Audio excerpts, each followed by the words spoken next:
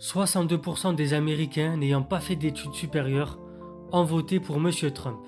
Aujourd'hui, on va évoquer le populisme qui est aussi une crise de l'éducation. Bonjour à toutes et tous, salam alaikum, très chers students éclairés. En France aussi, le vote pour le Rassemblement national est inversement proportionnel au degré de diplôme. Ce qui apparaît comme une évidence ne l'a pas toujours été. Depuis les années 1960 et surtout depuis 1990, le lien entre orientation politique et niveau d'études s'est spectaculairement renversé dans la plupart des États démocratiques.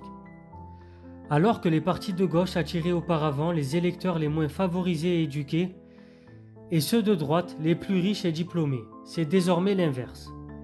Selon une étude, notamment faite par Thomas Piketty, co-dirigée par Thomas Piketty, qui s'appelle Clivage politique et inégalité sociale, qui est paru en 2021, je vous rappelle, Gallimard Le Seuil, l'édition.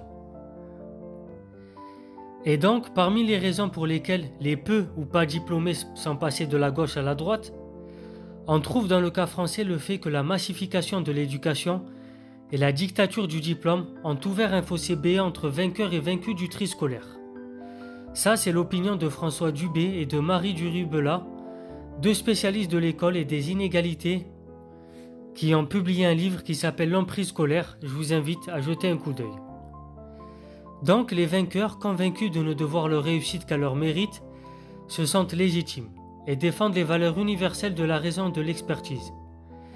Et les vaincus, humiliés par leur défaite scolaire, se sentent ignorés et méprisés, et leurs opinions sont plus autoritaires et traditionnelles, et donc ils se dirigent vers le parti du Rassemblement national. C'était la partie 1, c'était Soso Lintello, abonnez-vous, partagez, likez. On fera encore 2 autres parties sur ce thème passionnant, tous les soirs à 20h30 pour les vidéos de culture générale.